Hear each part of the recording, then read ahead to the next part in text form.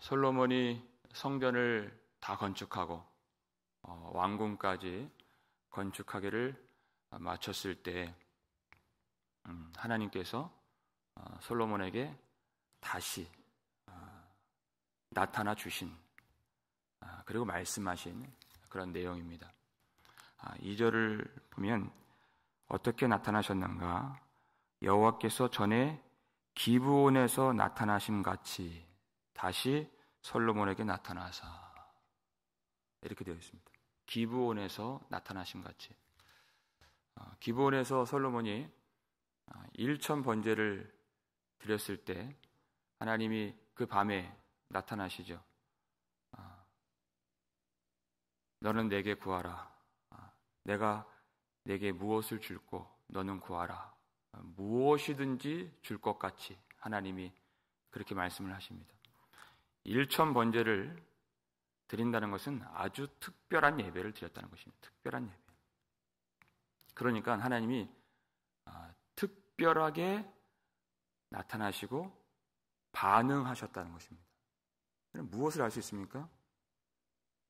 예배를 특별하게 잘 드리자라는 것보다도 하나님이 이렇게 반응하시는 분이시라는 것입니다. 우리가 간절하게 구하고 전심으로 구하면 내가 너희를 만나주리라 이렇게 하셨습니다. 하나님은 인격적인 분이십니다. 우상이 아니시다라는 뜻입니다. 우리가 마음을 다하면, 주님을 정말 만나고자 하면 주님은 외면하시는 분이 아니라 그를 만나주시는 분이십니다. 우리가 특별하게 주님을 섬기면 주님도 그것을 특별하게 기억하시고 임재하시고 축복하시는 그런 인격적인 하나님. 하나님은 우리와 관계를 맺길 원하시고 우리와 사랑하길 원하시고 우리가 교제하기를 원하시는 그런 분이시다 하는 것입니다. 하나님 뭐라고 말씀하셨는가? 3절 말씀 함께 읽겠습니다. 여호와께서 그에게 이르시되 내 기도와 내가 내 앞에서 간구한 바를 내가 들었은즉 나는 내가 건축한 이 성전을 거룩하게 구별하여 내 이름을 영원히 그곳에 두며 내 눈길과 내 마음이 항상 거기에 있으리니. 아멘. 하나님이 나타나셔서 솔로몬에게 내가 나에게 기도하고 간구한 바를 내가 다 들었다 이렇게 말씀하시는 것이죠. 기도를 다 들었다. 솔로몬이 성전 봉헌식 때 뭐라고 기도했습니까? 그 내용을 하나님이 다 받으셨다는 것입니다. 그 성전 봉헌식이라고 하는 그 기쁜 날, 좋은 날에 그가 가정한 내용들은 다 어려운 일이었습니다. 이 좋은 날에 왜 그런 말을 할까? 할 정도의 말들이었습니다. 하나님, 우리가 범죄하여서 우리가 기근이 들거나 전염병에 걸리거나 전쟁에 나가서 우리가 패하거나 우리가 포로가 된다면 그때 우리가 하나님 앞에 간절히 기도하고 우리가 회개한다면 주는 하늘에서 들으시고 우리의 기도와 간구를 돌보시사 우리를 불쌍히 여겨 주옵소서. 하나님의 임재를 거기서도 경험하게 하여 주옵소서. 이렇게 기도를 했다는 것입니다. 그가 가정한 내용들은 다 하나님이 계시지 않는 것 같은 그런 부재 상황이었습니다. 그것은 죄로 말미암는, 불순종으로 말미암는, 솔로몬이 고백을 했잖아요. 우리가 범죄하여 그렇게 될지라도 하나님 앞에 기도할 수 있게 하여 주옵소서. 이것입니다. 우리가 완전히 망한 것처럼 보여도 하나님 앞에 회개가 가능하도록 우리를 기도로 인도하여 주옵소서. 이것이 성전이 세워졌다고 하는 하나님의 백성들의 특권이기 때문에 그들이 넘어지고 무너지고 망하게 되었어도 성전이 있다는 것은 하나님 앞에 다시 나올 수 있다는 것이기 때문에 그렇게 기도가 가능하고 회개가 가능한 은혜를 베풀어 주옵소서. 회개가 가능하다면 그 다음에는 하나님의 고쳐주심을 받을 수 있기 때문에 이것이 너무나도 중요한 것입니다. 하나님이 회개할 수 있게 하시고 그러면 그때 하나님 우리에게 은혜를 베풀어 주옵소서. 하나님이 그것을 다 받으셨다, 들으셨다, 좋게 여기셨다 하는 것입니다. 그래서 내 눈길과 내 마음이 내 이름을 영원히 둔 이 성전에 두리라, 있으리라 이렇게 말씀하셨죠. 하나님의 마음이 항상 하나님의 이름을 두신 그 성전에 있을 것이고 그 성전을 통하여 하나님의 임재가 영원히 나타나게 될 것을 약속해 주셨습니다. 거긴 조건이 있습니다. 4절 말씀 함께 읽겠습니다. 내가 만일 내 아버지 다윗이 행함같이 마음을 온전히 하고 바르게 하여 내 앞에서 행하며 내가 내게 명령한 대로 온갖 일에 순종하여 내 법도와 율례를 지키면 이렇게 되어 있습니다. 내가 만일 순종하면 하나님의 임재를 볼 것이다 하는 것입니다. 순종하면이 달려 있습니다. 여러분들 이 순종이 어디로부터 나오는지 잘 보세요. 하나님 뭐라고 말씀하셨죠? 어디서부터의 순종이라고 하셨습니까? 내 아버지 다윗이 행함같이 마음을 온전히 하고 바르게 하여인 것입니다. 마음에서부터의 순종을 말하는 것입니다. 성경은 우리를 죄인이라고 말합니다. 이 죄인이라고 하는 것을 우리가 인정을 해야 그 다음에 복음으로 나아갈 수 있고 하나님의 은혜로 나아갈 수 있는 것입니다. 복음의 전제인 것입니다. 그러나 이 죄인이라고 하는 말이 사람들을 아주 불쾌하게 하는 아주 듣기 싫은 말이고 심지어 교회 안에서도 이것을 이해하지 못하는 사람들이 있습니다. 아주 불쾌해하는 그런 복음의 내용입니다. 사실은 더욱이 자기가 나름대로 도덕적으로 살았다라고 생각하는 사람들은 더 그것을 듣기 싫어하는 말이 바로 죄인이라고 하는 말입니다. 그러니까 바리새인들이 얼마나 예수님을 미워했나요? 바로 그와 같은 것입니다. 바리새인들은 아주 도덕적으로 남들 보기에 사람이 보기에 별로 흠이 없이 그렇게 살았던 사람들입니다. 존경을 받았던 그런 사람들이었습니다. 그러니까 예수님이 회개하고 복음을 믿으라에 거기 분노가 일어나게 된 것입니다. 죄라고 하는 것은 어디서부터 시작되냐? 마음에서 시작되는 것입니다. 그거를 이해 못하기 때문에 불쾌하게 여기는 것입니다. 마음이 굽은 상태, 마음이 온전치 못하고 여러분 하나님이 창조하신 사람의 영혼과 마음은 하나님을 향하게 되어 있습니다. 그런 범죄 이후에 하나님을 향하지 않는 것, 하나님을 바라보지 않는 굽은 마음의 상태, 그것을 성경에서 말하는 죄라고 하는 것입니다. 마태복음 5장 28절 보니까 너희가 간음하지 않았다고 하는데 그러나 너희는 마음에 이미 간음하였느니라 이렇게 예수님 말씀하시잖아요. 그렇지 않은 자가 없다 하는 것입니다. 그 죄는 마음에서 시작되는 것입니다. 근데 마음이 완악하여져서 그것을 깨닫지를 못한다. 아무리 쉬운 말로 해도 그걸 깨닫지를 못한다 하는 것입니다. 왜냐하면 마음이 완악하기 때문에 그랬어요. 다윗을 봐라 그랬습니다. 이런 다윗이 엄청나게 큰 죄를 지었죠. 그러나 하나님 눈에는 다윗이 기준이었습니다. 하나님의 마음에 합한 자였습니다. 그 큰 죄를 하나님이 나단 선지자를 보내셨을 때 그 죄를 인정했다니까요. 그런 쉬운 일이 아닙니다. 이것이. 다른 왕 같으면 나단을 죽이죠. 왕인데. 그를 깨닫고 인정하는 그것이 믿음이라고 하는 것입니다. 회개하고 복음을 믿으라는 것이에요. 그를 인정하고 전심으로 회개했습니다. 죄가 없는 것이 아닙니다. 그는 하나님이 주신 말씀을 그대로 받아들이고 아니라고 부정하지 않고 그대로 인정하고 죄를 깨닫고 회개했습니다. 그것을 온전하다 이렇게 하신 것입니다. 온전하다. 그러니까 순종하면 하나님의 임재를 경험하는데, 순종이라고 하는 것은 부득불 조건이라고 하는 말을 여기서 쓸 수밖에 없었지만 엄밀히 말하면 그건 조건이 아닙니다. 하나님의 사랑에 대한 반응인 것입니다. 하나님이 누구신가를 아는 것입니다. 그것이. 하나님이 우리 아버지시고, 아버지는 버리지 않습니다. 아버지 앞에 그 신실한 사랑에, 그 용서하시는 긍휼에 자기가 고꾸라지는 것입니다. 반응하는 것입니다. 그걸 아는 것입니다. 그것이 회개인 것입니다. 하나님을 알기 때문에 회개하는 것입니다. 내가 그렇게 자복한다고 해서 하나님이 나를 내쳐 버리시는 분이 아닌 걸 알기 때문에 돌이키는 것입니다.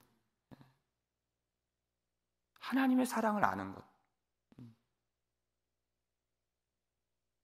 그런 순종이 있다면 하나님이 놀라운 은혜를 지속적으로 베풀어 주시겠다는 것입니다. 하나님은 이렇게 관계를 맺기를 원하시는 분이신 것입니다. 하나님의 사랑을 알고 교제하고, 그 관계는 의라고 하는 것인데, 그런 의로운 백성으로 하나님이 만들길 원하시는 것이 구원의 목적이고 계획인 것입니다. 그것을 알도록 하기 위해서는 하나님이 그 백성들을 잘못했을 때에는 징계하셔야 됩니다. 깨닫도록 하시기 위해서. 그 목적은 돌아오게 하는 일에 있습니다. 그들이 자기 잘못한 것을 알아야 될 것 아닙니까? 다윗도 그 징계를 받았습니다. 만약에 탕자가 아버지를 버렸어요. 근데 타국에서 그가 승승장구하고 하는 일마다 형통한다면 그는 축복이 아니라, 사람들은 다 그걸 축복이라고 생각하는데 그건 축복이 아니라 그건 저주인 것입니다. 그가 거기에서 아버지를 버리고 나서 쓴맛을 봐야 됩니다. 거기서 지엄 열매를 주는 자도 없는 것을 경험해야 거기에서 생각을 하게 됩니다.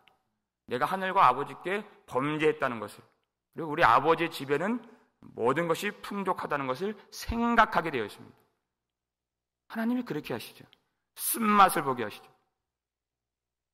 그래서 아버지께 돌아오게 하신다는 것입니다. 그것이 은혜고, 그 전체가 어떤 한 지점에서 내가 잘되고 못되고가 아니라 인생 전체 하나님께 돌이켜 주시는 그것을 은혜라고 말하는 것입니다. 하나님이 그렇게 해 주시겠다, 그 말씀을 지금 주시는 것입니다. 6절 말씀 볼까요? 6절 말씀 함께 하겠습니다. 만일 너희나 너희 자손이 아주 돌아서서 나를 따르지 아니하면 내가 너희 앞에 둔 나의 계명과 법도를 지키지 아니하고 가서 다른 신을 섬겨 그것을 경배하면, 이렇게 됐습니다. 너희나 너희 자손이 아주 돌아서서 하나님을 완전히 배신한 것입니다. 그러니까 그들이 실수해서 연약해서 그렇게 삐끗한 것이 아니라 알고도 범죄하고 하나님을 완전히 버리는, 하나님의 그 은혜와 사랑을 완전히 저버리는 그런 일을 하나님이 말씀하십니다. 완전히 돌아선 것입니다. 왜 하나님의 사랑을 저버릴까요? 그들 속엔 다른 사랑이 있기 때문에. 하나님의 명령과 법도를 버리고 우상을 경배하면, 이렇게 되어 있죠. 다른 신을 경배하는 것입니다. 다른 신. 우상이라는 것이 무엇입니까? 우상은 사람이 만든 것입니다. 사람이 만들고 사람이 조각한.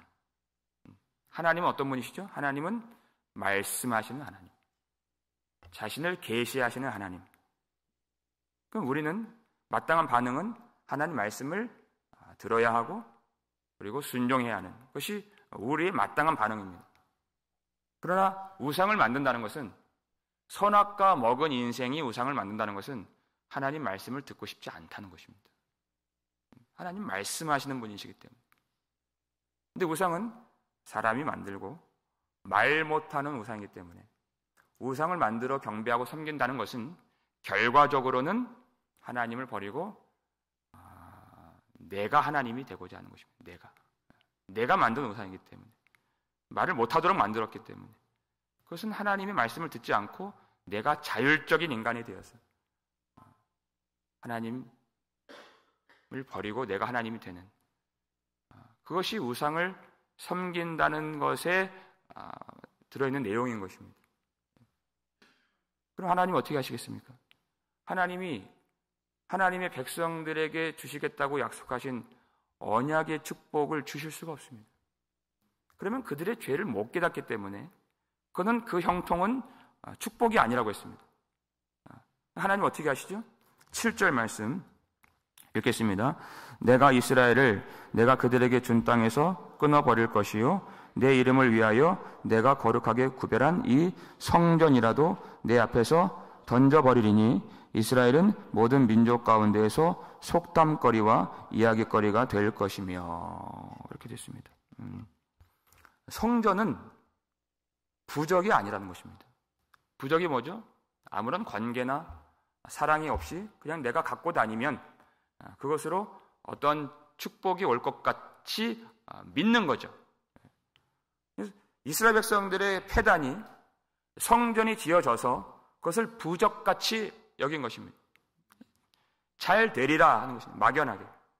하나님이 목적하신 바는 관계에 있다고 그랬습니다. 관계, 교제하고 사랑하고 나는 너의 아버지가 되고 너희는 내 자식이 되리라, 백성이 되리라. 이것이 하나님의 구원의 계획인데 전혀 그것이 그들에게는 중요치 않고 성전이 있기 때문에 내가 고생하지 않는, 내가 잘 되는 그것입니다. 예배를 드리는데 왜 예배를 드리는가? 들여다보면은 예배를 안 드리면 불안하고 안 좋은 일이 생길 것 같아서 예배를 드리는 그것과 똑같은 것입니다. 그 예배가 하나님과의 교제가 아니라 그건 부적이죠. 온전한 예배가 아닙니다. 마음을 바르게 한, 온전히 한 예배가 아니라는 것입니다. 진정한 예배는 우리가 하나님이 우리에게 주신 성전을 세워주시고 또 우리를 이 교회 가운데 성도로 불러주신 그 은혜에 대한 반응으로서 예배를 드리는 것입니다. 무엇을 따내기 위한 이 예배를 드린 이후에 어떤 축복이나 보상이 오는 것이 아니라 이미 우리를 만세 전부터 하나님의 백성으로 삼아 주신, 하나님의 자식이 되게 해 주신 은혜에 대한 마땅한 반응과 구원의 감격으로 예배를 드리는 것입니다. 이게 예배인 것입니다. 하나님과 관계가 있는 것이에요. 근데 그것을 그들이 버리면, 그 사랑을 버리면 하나님이 그 언약의 축복을 주실 수가 없다 하는 것입니다. 왜냐하면 그렇게 되면 하나님이 계속해서 좋은 것들을 주신다면 그들은 깨달을 수가 없기 때문입니다. 하나님의 그 구원이 이루어질 수가 없습니다. 그래서 하나님이 그 백성들을 그 땅에서 끊어버리시고 쫓아내시고 포로가 되게 하시고 성전이라도 내가 던져버리라 그랬어요. 성전이라도. 그렇게 중요한, 얼마나 성대하게 이 성전 봉헌식으로 올렸습니까? 이 성전도 내가 버릴 준비가 되어 있다. 설령 이 성전을 버릴지라도 내가 너희는 버리지 않겠다. 그것입니다. 그 뜻이 들어있는 것입니다. 너희는 버리지 않겠다. 솔로몬이 그것을 기도했잖아요. 봉헌식 기도가 그것입니다. 하나님, 만일 우리가 적국에게 패배하고 우리가 쫓겨난다고 했을 때 우리가 하나님 앞에 이 성전을 향하여 기도하면 저들로 하여금 불쌍히 여기게 하시사 우리로 돌아오게 하여 주옵소서 하는 것입니다. 실제로 역사적으로 그 일이 일어났고 바벨론 포로로 끌려갔습니다. 그때는 성전이 무너졌습니다.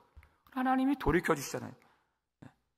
성전이 무너질지라도 내가 너희는 버리지 아니하리라. 하나님이 그렇게 역사하십니다. 성전은 버릴 수 있다. 근데 요한복음 2장에서 예수님이 성전을 헐라, 그 말씀이 그 성전이 자기의 육체를 가리켜 말씀하신 것이라 이렇게 되어 있어요. 성전은 예수님의 육체인 것입니다. 그들의 불순종, 우리의 배역함과 반역 때문에 성전이신 예수님이 십자가에서 죽임을 당하신 것입니다. 하나님의 이름이신, 하나님의 은혜와 진리가 충만하신 성전이신 예수님이 우리 때문에 십자가에서 죽임을 당하신 것입니다. 그것이 설령 성전은 버릴지라도의 내용인 것입니다. 그리고 그 일로 말미암아 하나님은 우리를 건지셨습니다. 내가 너희를 버리지 아니하리라를 이루신 것입니다. 그것이 예수 십자가와 부활의 내용, 복음의 내용인 것입니다. 그래서 우리 스스로는 할 수 없는, 우리 마음이 굽어서 하나님을 향할 수 없는 그 죄의 문제를 예수 십자가로 고쳐주시고 우리의 마음을 돌려주신 것입니다. 우리의 마음을 성령을 통해서 깨끗하게 해주시고 성령으로 주님을 향하도록 만들어주신 것입니다. 이렇게 하나님은 인격적인 분이시고 우상이 아니십니다. 하나님은 우리를 깨우쳐주시고 가르쳐주시고 고쳐주시고 우리를 길러주십니다. 얼마나 우리가 무지하고 지금도 모릅니까? 얼마나 모르는 자들입니까? 목사라고 많이 아는 것이 아닙니다. 그러나 하나님은 우리를 길러주시는 우리 아버지가 되십니다. 어떨 때는 축복으로 채워주시고 어떨 때는 징계로 때려주셔서 하나님이 목적하신 오로지 돌이켜 하나님을 알고 하나님을 사랑하는 대로 우리를 이끌어주시고 길러주시는 우리 아버지심을 믿으시길 바랍니다. 그 놀라운 사랑 안에서 우리 마음이 진정 돌이켜 진실하게 주님을 사랑하고 성령을 의지하여 순종하는 기쁨을 누리는 저와 여러분 되시기를 주의 이름으로 축원합니다.